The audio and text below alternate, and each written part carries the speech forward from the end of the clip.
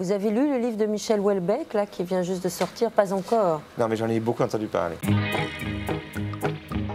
Moi, mon coup de cœur de la semaine, Michel Houellebecq. C'est le plus grand écrivain français du moment, c'est Michel Houellebecq! Plus un entretien exceptionnel. Il s'agit de Michel Houellebecq, prix Goncourt 2010. En France, ça compte un grand écrivain. C'est une figure, un témoin, un guide, à qui l'on demande de dire notre histoire et de capter les mutations de l'époque. Celui qu'on a choisi dans le rôle s'appelle Houellebecq. Ça sonne comme une claque. L'ancien informaticien, flanqué de sa parka élimée, suscite autant l'adulation des uns qu'un rejet épidermique chez les autres.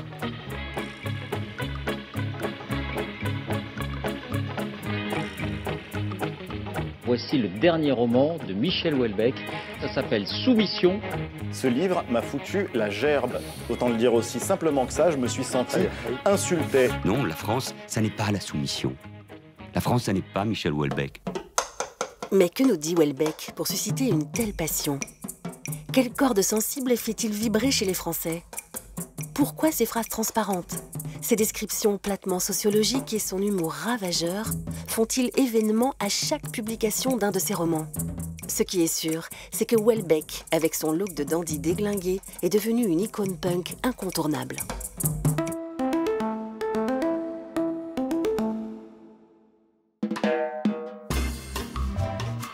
Adolescent, Michel croyait que la souffrance donnait à l'homme une dignité supplémentaire.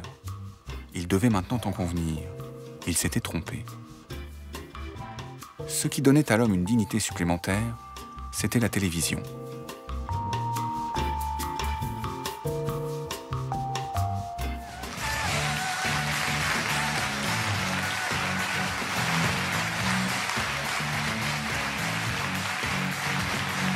Voilà, ça y est, ça devient une vedette. Il est une vedette. Il accepte de venir dans un talk show de divertissement. Ce week-end, il me dit que ça vous irait peut-être. Ah, c'est chouette! C'est une tenue locale? C'est une blouse brodée. C'est vachement sympa. Alors Je sais attendez. pas, j'ai l'impression que c'est un peu vos couleurs. Ah non, Attendez, c'est essayez. chouette, c'est une petite blouse. C'est hyper beau. Avec un petit jean. Avec un petit jean, c'est hyper beau.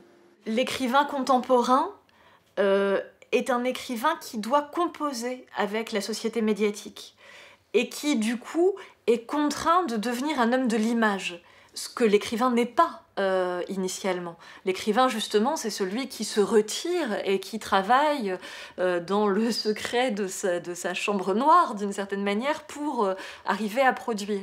Là, les écrivains sont sans cesse soumis à cette exigence de médiatisation, à cette exigence de donner une image d'eux-mêmes, et peut-être qu'ils finissent par s'y dissoudre. Alors évidemment, le truc en dessous va pas, mais bon... Ah bah non, mais là, bah, évidemment, je le remettrai correctement avec un petit jean, promis, juré, craché. Ouais. Moi, Ça peut, ouais, mais ça, bien ouais, sûr, ouais. évidemment. Pour être un écrivain connu, reconnu, massivement, il faut passer par une industrie qui est l'industrie culturelle. Et donc, se montrer. Et donc, se créer un personnage, se mettre en avant comme une figure, en fait, qui se distingue des autres figures.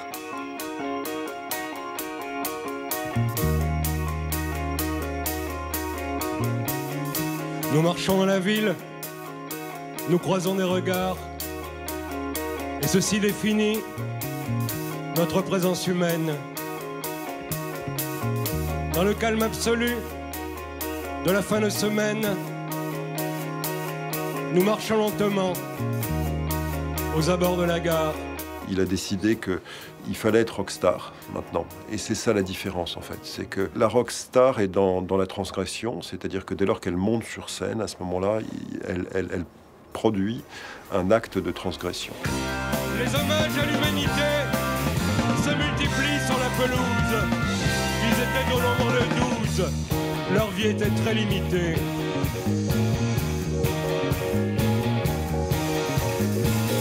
Nous avons existé, telle est notre légende. Houellebecq chanteur. Mais Houellebecq est aussi comédien, réalisateur et même photographe. Il a exposé à l'été 2016 au Palais de Tokyo, consacrant une salle entière à son regretté chien, Clément. quand on vous dit que c'est un punk. Le personnage que s'est construit Michel Houellebecq avec l'aide de ses éditeurs, parce qu'il n'est pas tout seul. D'ailleurs, c'est intéressant de voir qu'il se pose souvent comme quelqu'un de très solitaire, de très isolé. En réalité, il est très bien introduit et très bien entouré. Ce personnage-là est finalement plus connu du public que les œuvres elles-mêmes. Hein. Malgré les prix, qui a lu Soumission, qui peut parler en détail de la cartelle territoire ou de plateforme? Certainement beaucoup de monde, mais disons que cette figure de Houellebecq, c'est peut-être comme par le passé la figure de Gainsbourg ou d'autres, c'est une figure qui évoque tout de suite des images.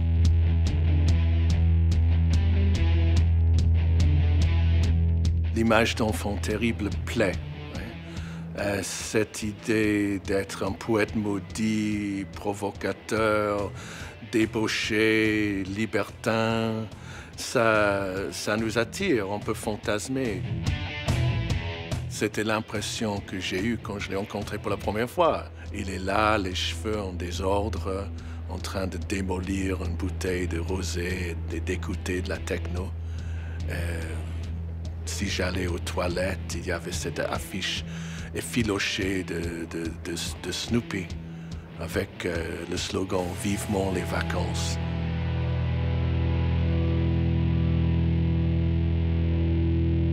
Faites ce que vous voulez, fumez, buvez. Vous laissez pas emmerder. Vous laissez pas emmerder. Bon, eh ben, écoutez, on va continuer de pas se laisser emmerder. Dans un instant, ce sera non, mais, après on se laisse emmerder quand même. Oui, mais vous êtes là pour nous ben, dire de faire le contraire, donc, Soyez libre. Soyez libre. Moi, je suis pour la liberté, vraiment. À tout de suite, Michel Houellebecq, oui. avec non, les auditeurs d'Inter. Je vais m'énerver parce que c'est important quand même. Ces sujets sont importants. 8h40. On ne peut pas se laisser emmerder comme ça, sans arrêt, par la politique de santé publique. Ça suffit. Il a décidé que la figure de l'écrivain, c'était ça, et que ça n'était pas du tout l'acceptation de l'héritage, de la figure, de l'intellectuel et de l'écrivain français. C'est sûr que la figure de Houellebecq n'évoque pas vraiment Balzac, Hugo, Zola, Proust, Céline, Malraux, Camus, Duras ou Sartre. Houellebecq vomit Sartre, il déteste un certain nombre de représentants, je dirais, traditionnels des élites. Il présente certaines caractéristiques idéologiques qui pourraient l'apparenter à des écrivains réactionnaires de droite. Si Jacques Prévert est un mauvais poète, c'est avant tout parce que sa vision du monde est plate, superficielle et fausse. Elle était déjà plate en son temps. Aujourd'hui, sa nullité apparaît avec éclat, à tel point que l'œuvre entière sample le développement d'un gigantesque cliché. Sur le plan philosophique et politique, Jacques Prévert est avant tout un libertaire, c'est-à-dire, fondamentalement, un imbécile. Messieurs, le prix Goncourt pour 1933 est décerné à monsieur André Malraux pour son roman « La condition humaine ». J'ai essayé d'exprimer la seule chose qui me tienne à cœur et de montrer quelques images de la grandeur humaine. Quand Malraux dépeint la grandeur humaine, Houellebecq, lui, s'attache à en dévoiler les moindres médiocrités. Alors quand le prophète neurasthénique de la classe moyenne et ses ambiguïtés politiques obtiennent le Goncourt, la réaction du tout Paris littéraire est pour le moins contrastée. Houellebecq veut plaire à tout le monde. Son éditeur vante d'ailleurs en 4e de couverture, je cite, « une œuvre résolument classique et ouvertement moderne ». Alors pour une œuvre résolument classique, tapez 1. Pour une œuvre ouvertement moderne, tapez 2. Et si vous vous en tapez comme moi, tapez 3. Houellebecq est devenu le genre littéraire idéal.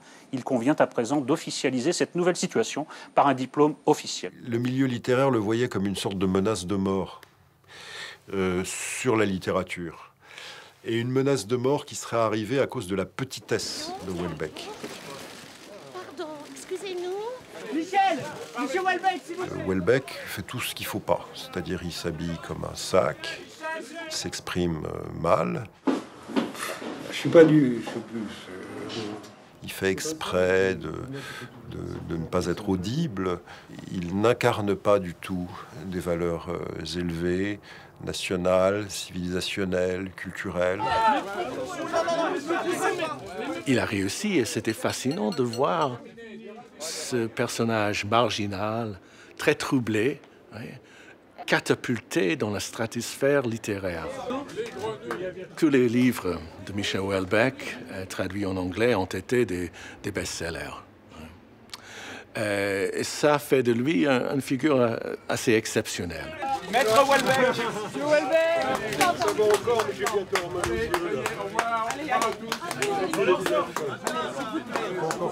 Il a monté toute une stratégie qui lui permet d'avoir une place centrale dans l'industrie culturelle et de faire de ses livres des produits qui se vendent. Il y a chez lui une sorte de mélange de culture populaire et de culture savante. On a William Morris et on a Question pour un champion. Il désacralise la fonction de l'écrivain. On a du mal à voir Camus en train de regarder Question pour un champion.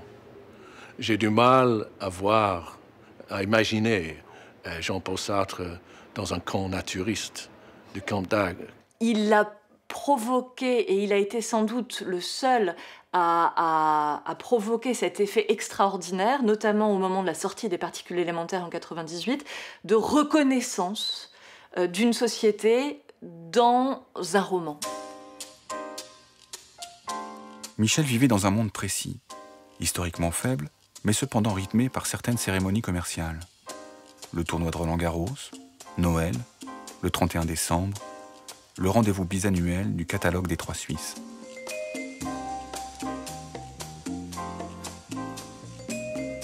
Ses écrits sont faciles à lire et souvent très amusants.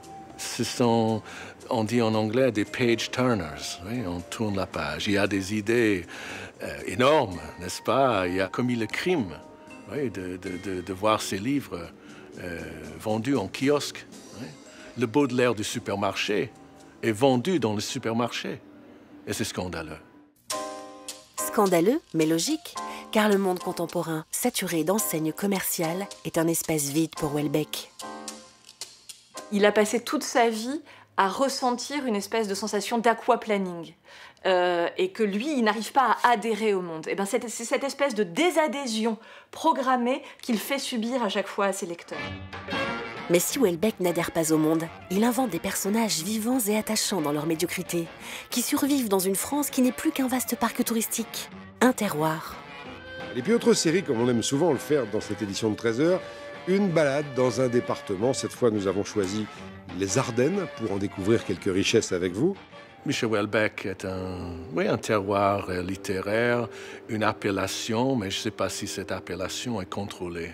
Et donc, il y a beaucoup d'allusions à la culture française, à la culture populaire française. C'est la forêt ardennaise, plus belle que jamais cet automne.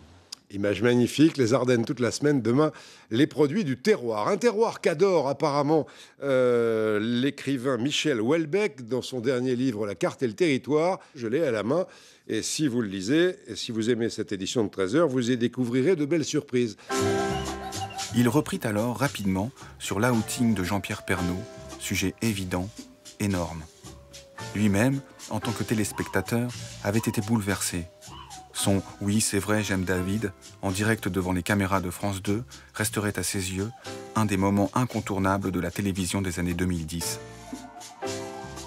L'idée de faire rentrer justement Jean-Pierre Pernaut et puis les écrivains, etc., ce jeu sur les personnalités, c'est une manière justement de sauver une époque, mais aussi de montrer cette part d'irréalité foncière qu'il y a dans cette société du spectacle qui nous passe indéfiniment sous les yeux tous les jours.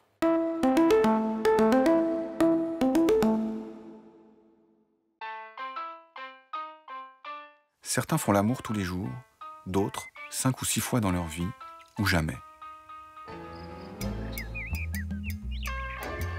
Certains font l'amour avec des dizaines de femmes, d'autres aucune.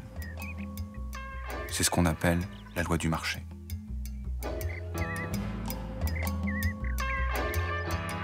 Ce qu'il peint, c'est ce qu'il appelle l'extension du domaine de la lutte, c'est-à-dire le monde de l'ultralibéralisme, qui se caractérise, selon lui, par la lutte de chacun contre tous, avec des vainqueurs et des vaincus dans 2 domaines essentiels.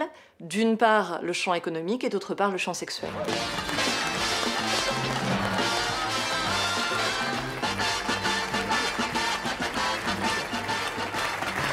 J'étais le premier à dire que la compétition sexuelle est plus sauvage que la compétition capitaliste. Et qu'en fait, il n'y a aucune loi dans ce domaine. Tous les coups sont permis, c'est la loi du plus fort. Ça aussi, c'est quelque chose, j'ai été le premier à énoncer. C'est-à-dire qu'en fait, la vraie compétition, c'est la compétition sexuelle. Et celle-là, il n'y a pas d'égalité possible en plus. Ben non. Je suis désolé d'avoir énoncé cette chose déprimante, mais j'ai rien à retrancher. Bah oui, je sais, oui. 6 ans plus tard... on est samedi vers 1h du matin, là. Ouais. Il y a probablement des gens qui rentrent déprimés. Non, ils sont sur Canal en train de regarder le... C'est fini. Mais... À 1h, c'est fini. C'est pas sûr. Michel Houellebecq semble capter l'air du temps. Il semble analyser de façon très aiguë, très perceptive, la misère du monde occidental. Michel Houellebecq est notre invité ce week-end. Il publie un recueil de poèmes, Configuration du dernier rivage, chez Flammarion. On arrive au trivial, Mémoire d'une bite. Et alors, il y a un poème, Les hommes. Je vais le lire. Oui. Vous auriez pu le lire, ça m'aurait aidé. Mais... Allez-y, Les hommes. Les hommes cherchent uniquement à se faire sucer la queue autant d'heures dans la journée que possible, par autant de jolies filles que possible. En dehors de cela, ils s'intéressent aux problèmes techniques. Est-ce suffisamment clair ? Quand on parle de quelque chose qui serait Houellebecquien, on parle en effet de l'idée de représentation d'une forme de médiocrité désespérante, tellement désespérante qu'elle en est immédiatement reconnaissable et poussée à l'extrême. Extension du domaine de la lutte. Les particules élémentaires. Plateforme. La possibilité d'une île. La carte et le territoire. Soumission. En 6 romans, Houellebecq décrit la déroute de l'aventure moderne. Nos sociétés techniciennes et narcissiques nous condamnent à la solitude, à l'angoisse, au ressentiment, bref, à l'échec. Les grands romans sont des mauvaises nouvelles. Les grands romans sont des mauvaises nouvelles. Illusion perdue de Balzac, c'est la bourgeoisie va tuer l'aristocratie, et puis après elle tuera le peuple, et puis après elle se tuera elle-même. Au cœur de ce suicide collectif programmé, l'informatisation de la société. Les réseaux numériques, loin de connecter les gens entre eux, les isolent toujours un peu plus. La société dans laquelle je vis me dégoûte. La publicité m'écoeure et l'informatique me fait vomir. C'est terrible d'être informaticien parce qu'il faut sans arrêt...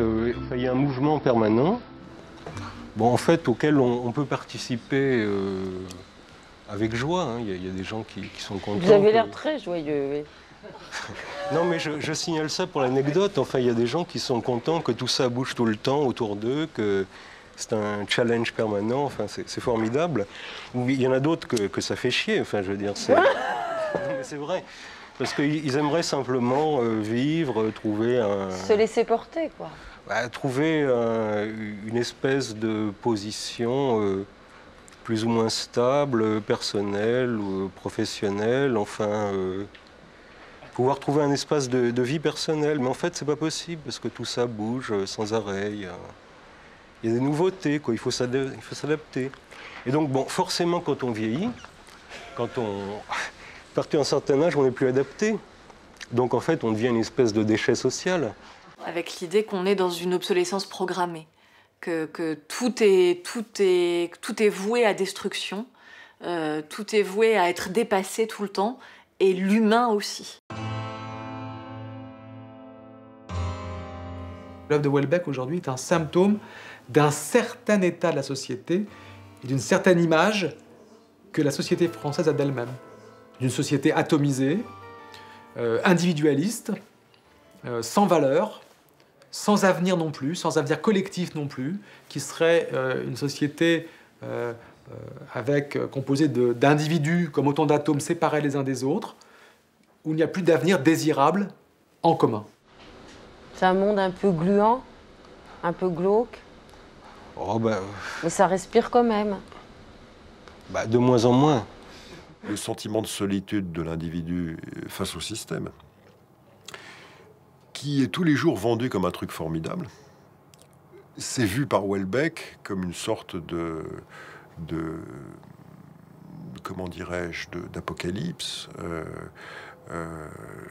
comme une sorte d'apocalypse dans laquelle les êtres ont perdu toute qualité. Oui, je pense que pour les dépressifs, c'est une lecture à conseiller. Ça leur donne de bonnes raisons de justifier, de leur dire, ils peuvent se dire que c'est pas de leur faute, quoi. C'est le monde entier, la société entière qui génère des dépressions. C'est pire que dépressif, parce que dépressif, c'est un état pathologique déterminé dans le temps, qui alterne, bon, avec des moments où ça va mieux, et qui a quelque chose de pas normal, et qui donc appelle la guérison. Chez Houellebecq, il n'y a pas de guérison de la société, en fait. Tirer quelqu'un de sa dépression, c'est le faire dormir et attendre que ça passe, parce que c'est un cycle. On ne parle pas de cycle, on parle de phase historique et on parle de toute une société, en fait. Ce serait une littérature qui serait finalement, qui constaterait l'échec du projet collectif qu'a pu incarner la France, ou a fortiori qu'a pu incarner l'Europe, par exemple. Donc nous sommes dans une littérature écrite au lendemain du politique, du grand moment politique qui a été ouvert avec la Révolution française, qui se serait fermé avec la chute du mur en 1989. Donc on serait dans ce moment post-politique.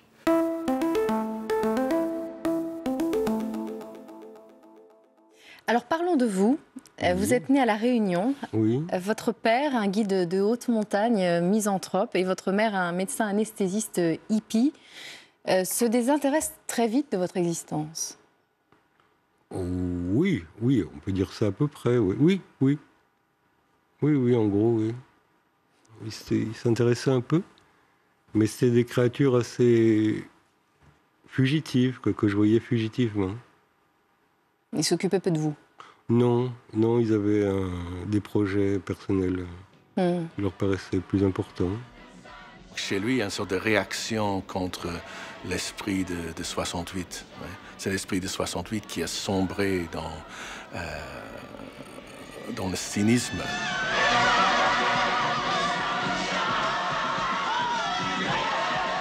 Depuis Woodstock, nous nous trouvions vraiment merveilleux. On s'était libérés, émancipés, etc., etc. La réalité, c'est qu'on est nuls. La réalité, c'est que on n'a pas de courage. La réalité, c'est qu'on n'a pas de lien. La réalité, c'est qu'on n'a pas de sens de la liberté. La réalité, c'est qu'on n'a pas de sens de l'indépendance. C'est ça la mauvaise nouvelle. Les valeurs traditionnelles ont foutu le camp. Les liens se sont désagrégés. Le libéralisme libertaire a tout emporté et pour Houellebecq, c'est clair, tout est désormais permis. Le désespoir se consume en orgie. J'étais parti en Thaïlande avec l'idée de base, c'est que le touriste occidental était un gros Allemand en fin de vie. Et j'ai découvert pas mal d'anglo-saxons jeunes. Donc voilà, c'est une évidence, quoi. Quand tu vois un truc qui marche bien chez les anglo-saxons jeunes, le monde entier va l'adopter. Chez Houellebecq, il véhicule des idées qui sont parfois insupportables, malades, qui font fuir les lecteurs, qui dégoûtent et outragent. Y penser dès maintenant, même si les esprits ne... Penser à quoi? À aménager une station de tourisme sexuel digne de ce nom en Europe. Si Houellebecq suscite la polémique, et donc des controverses entre différents lecteurs, c'est parce que chaque lecteur lui-même est clivé entre deux postures possibles, celle d'un rejet, ce n'est pas mon monde, je ne veux pas de cela, je ne veux pas qu'on me parle de cela, et en même temps une adhésion, une inquiétude, que nous avons en partage. Il appuie là où ça fait mal. Ça, c'est son principe de base. Donc, il est dérangeant, obligatoirement. Je n'ai aucun message d'espérance à délivrer. Pour l'Occident, je n'éprouve pas de haine, tout au plus un immense mépris. Je sais seulement que, tout autant que nous sommes, nous puons l'égoïsme, le masochisme et la mort. Nous avons créé un système dans lequel il est devenu simplement impossible de vivre. Et, de plus, nous continuons à l'exporter.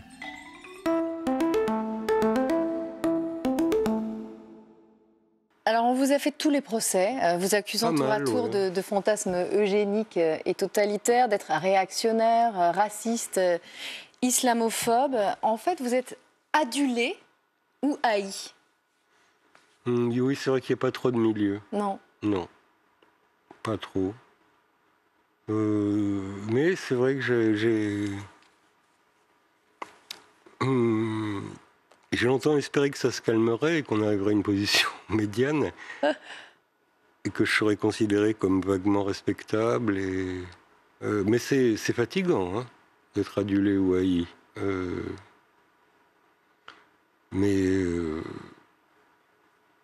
Je suppose que c'est mon destin ou quelque chose comme ça. De toute façon, je n'ai pas changé ce que j'écris pour autant, quoi.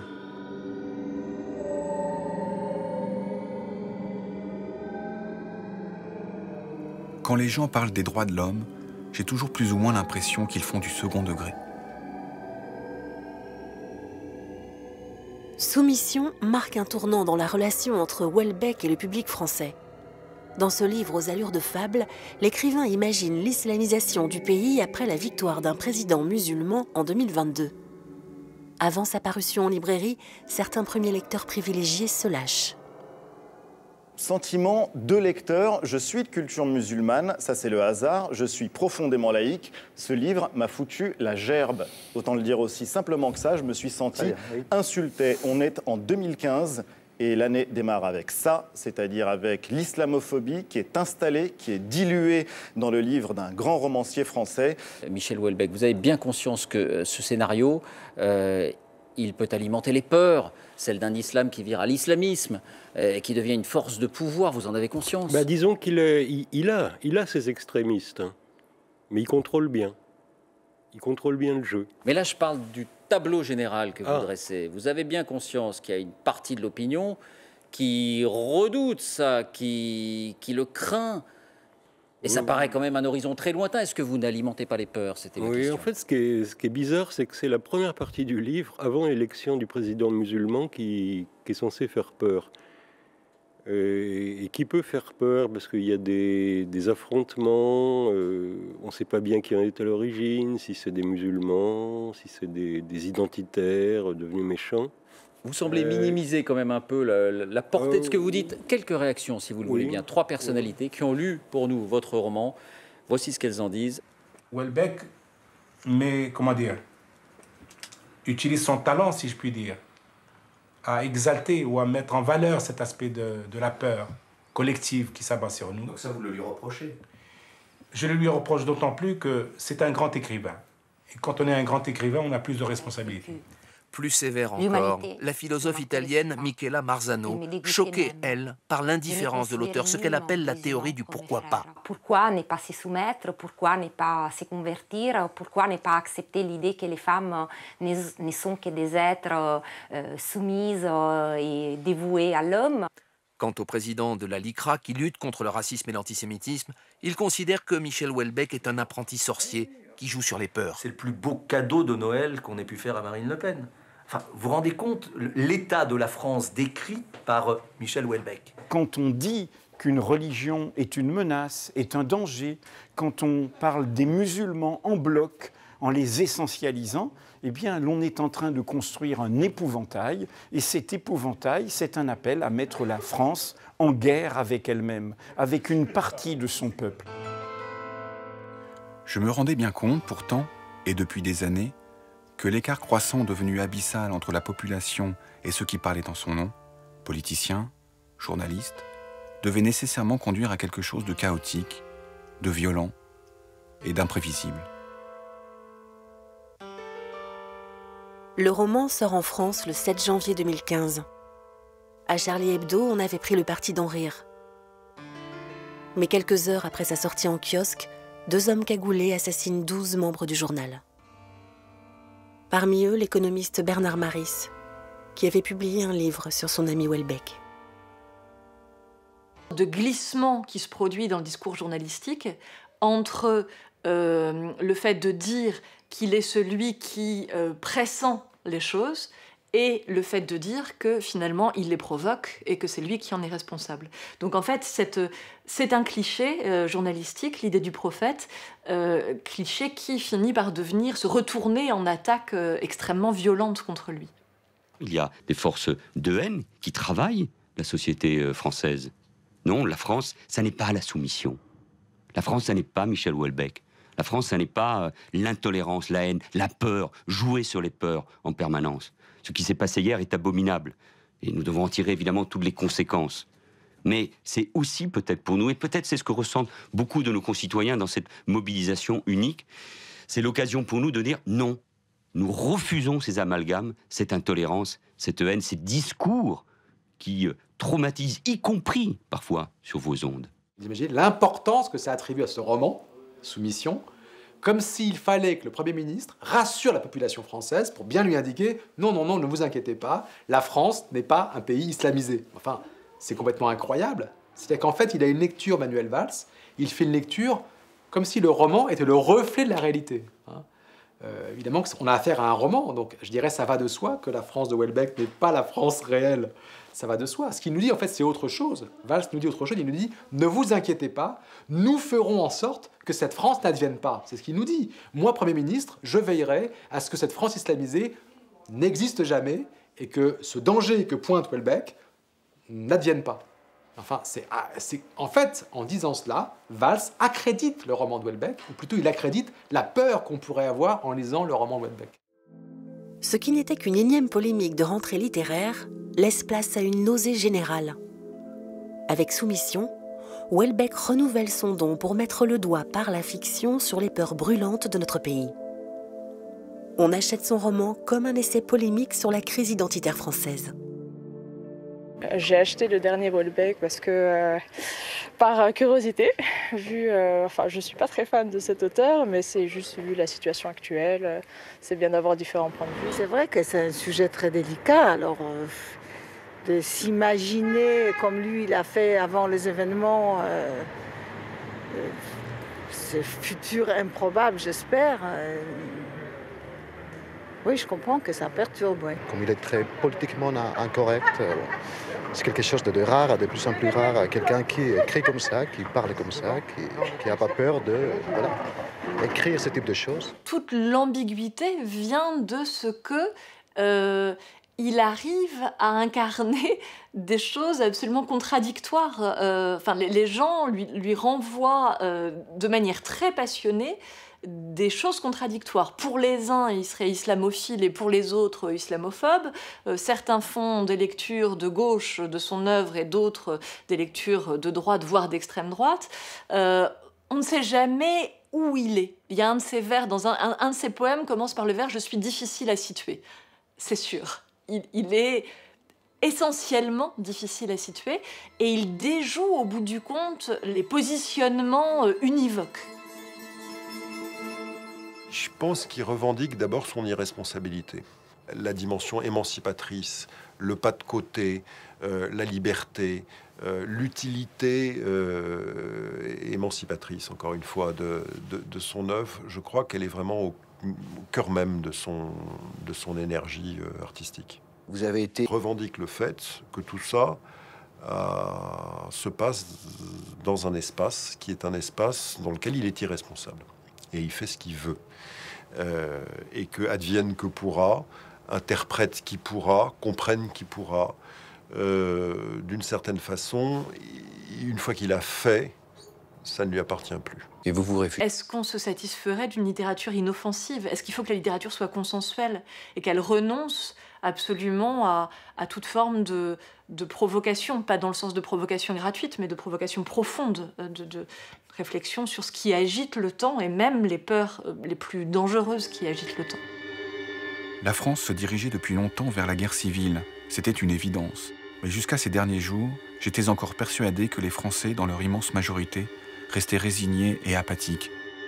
L'homme moderne est préparé au totalitarisme me paraît être la conclusion politique naturelle de ce que dit Houellebecq. L'homme moderne est préparé au totalitarisme, il est prêt pour le totalitarisme. Il est formé à rentrer dans un système totalitaire.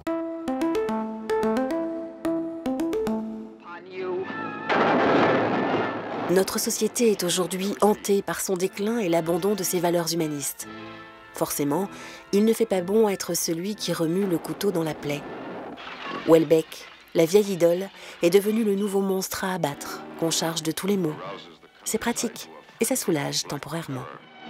Cette idée selon laquelle le porteur de mauvaises nouvelles est volontiers brûlé par la collectivité furieuse, de voir que la mauvaise nouvelle arrive, si on brûle le messager, peut-être qu'il n'y aura plus de mauvaises nouvelles. Creuser le sujet dont personne ne veut parler, l'envers du décor, insister sur la maladie, l'agonie, la laideur, parler de la mort et de l'oubli, de la jalousie, de l'indifférence, de la frustration, de l'absence d'amour. Soyez abject, vous serez vrai.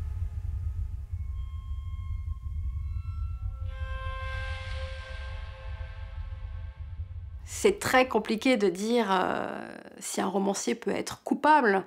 En plus, se pose une double question. Est-ce que Houellebecq reflète, en tant que romancier, ce qu'il voit, une série de réalités qui peuvent être désagréables, ou est-ce qu'au contraire, il aurait une sorte de pouvoir contagieux qui ferait que ces romans pourraient donner des idées à certains? On peut parler sans doute d'une forme de poison, de venin, qui va dans le sens d'une littérature de l'attaque, mais des fois il y a des poisons qui guérissent.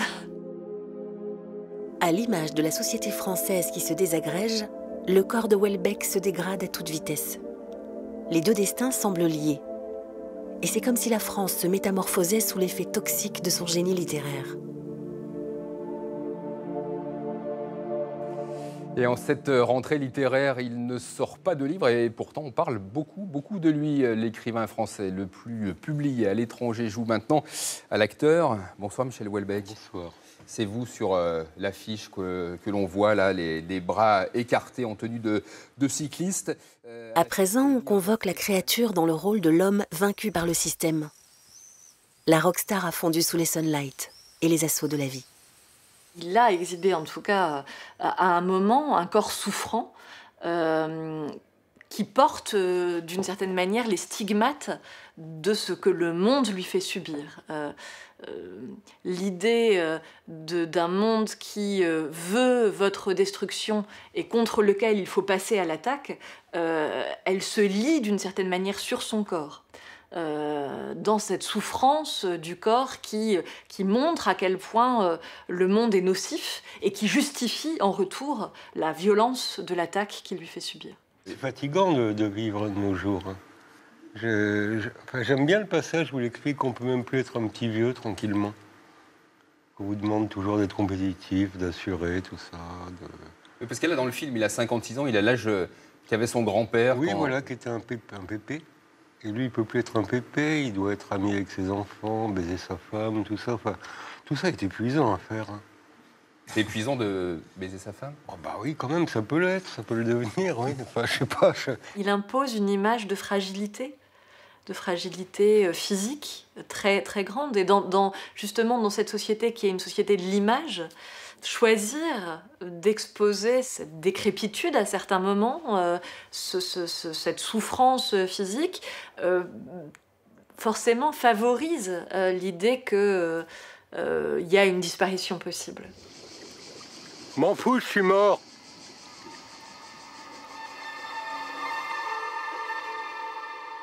Cette fragilité, cette oscillation entre la vie et la mort font de Houellebecq une figure fantastique, monstrueuse, terrifiante. Le vampire. Le sens premier du mot monstre, c'est que c'est un être hybride. Le Minotaure est moitié taureau, moitié homme. Le monstre de Frankenstein est fait de différents corps humains. Et le vampire, il est entre deux sphères qui sont hétérogènes l'une à l'autre, qui sont la vie et la mort.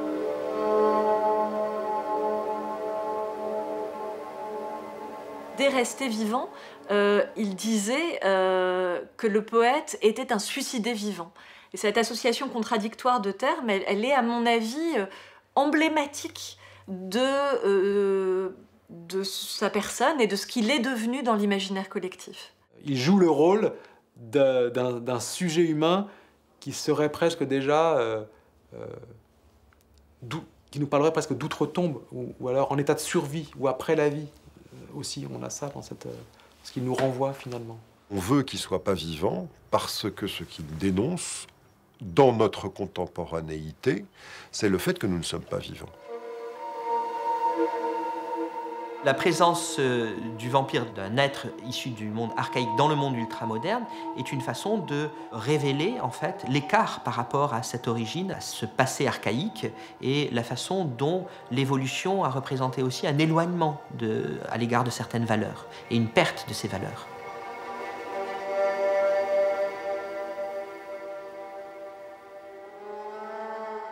Prenons conscience de ce que nous perdons. Ce que nous perdons ne doit pas être nécessairement rejeté. Regardons les vérités dont nous nous écartons.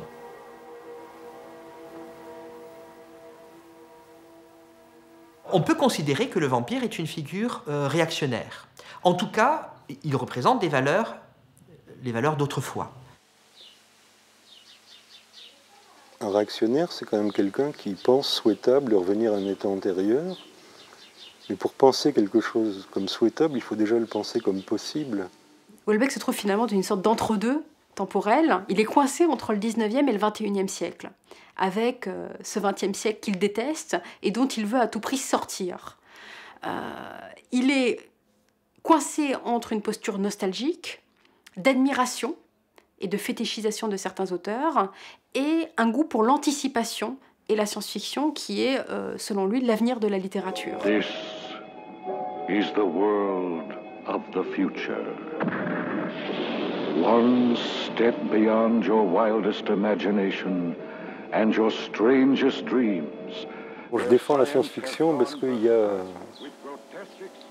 quand même les mutations scientifiques, enfin, sont ce qui détermine tout le reste. Enfin, bon, ça a été pas vrai pendant assez longtemps, mais là, c'est en train de redevenir vrai. Je suis persuadé que tout va avoir lieu, moi, l'utérus artificiel, le clonage, la mutation génétique, que là, c'est une lame inarrêtable.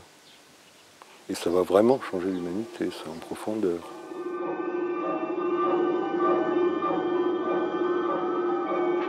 The fusion of male and female. Living humans drained of imperfections and grafted together to form a new and terrifying race. The incredible Bi-Sapien race. Nous ne pouvons pas être fiers de ce que nous croyons avoir été notre ultime stade de développement. Ce n'est pas un stade de développement, c'est un stade de destruction. Il avait l'impression d'être dans un film de science-fiction néo-zélandais, vu pendant ses années d'étudiant. Le dernier homme sur Terre après la disparition de toute vie. Quelque chose dans l'atmosphère évoquait une apocalypse sèche. Pour Houellebecq, la fin du monde est là parce que le triomphe de la liberté individuelle, en nous isolant les uns des autres, nous prive de la possibilité de l'amour.